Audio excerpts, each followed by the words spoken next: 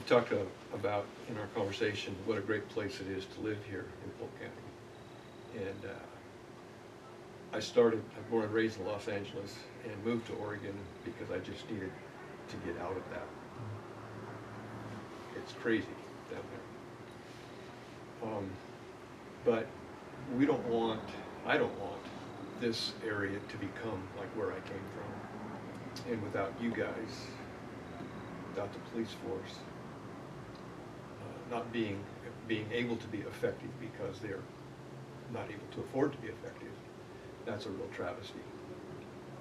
And it doesn't help as far as if we were going to attract business here, it does not help to do that. Yeah, and I can tell you that that is a topic, and it's not, don't say this to be hyperbolic, but it is a topic. If you were a business owner and you're looking to relocate or to grow your business in a new community, some of the very first questions that you're going to have as a new business startup or an expansion operator is, what's the public safety system look like? What do the schools look like? And what's my workforce going to look like? And we can attach the workforce concerns with the marijuana bill, and that I've heard about it from prospective business operators when they're looking. It makes them uneasy on that level. They absolutely don't want to invite their workforce from another area, management level workforce from another area, to come move into a community that has challenges with public safety. So, and schools, of course, you brought that up earlier.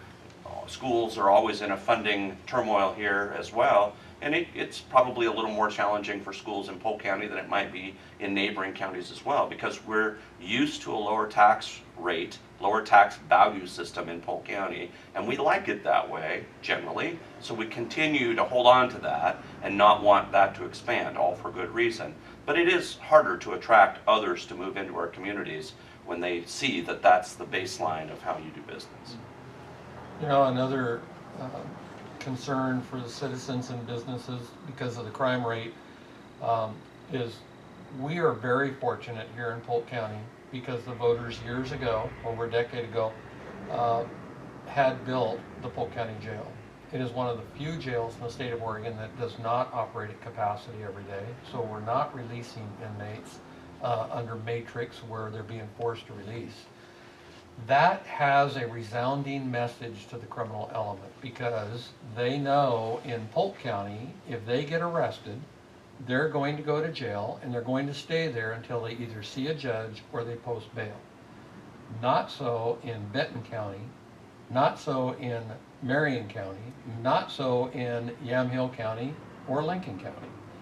So that sends a strong message to the criminal element. However, now when I start looking at my statistical data, our arrests for just the sheriff's office alone are down 49%. Does that mean there's 49% less crime? No, it doesn't mean that at all.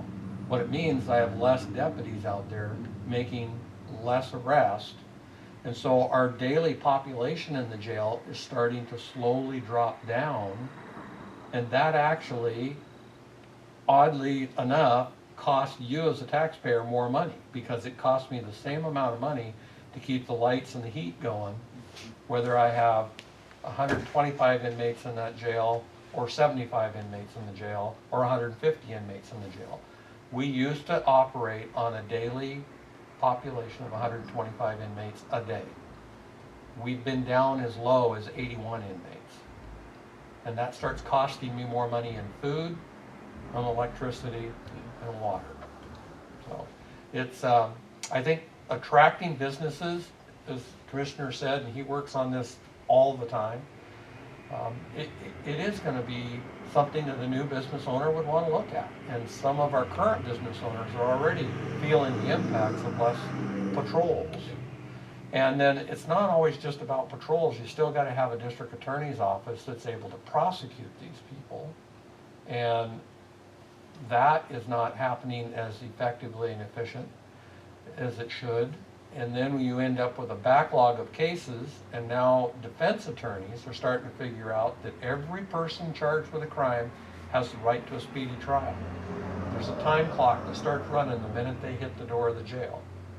And the defense attorneys are now realizing if the DA can't get this case prosecuted soon enough, he has to dismiss the case And that puts the criminal element back out on the street, which then has an impact on the citizens and business owners, because now they have more people that are out wandering the streets that should be being handled by the criminal justice system.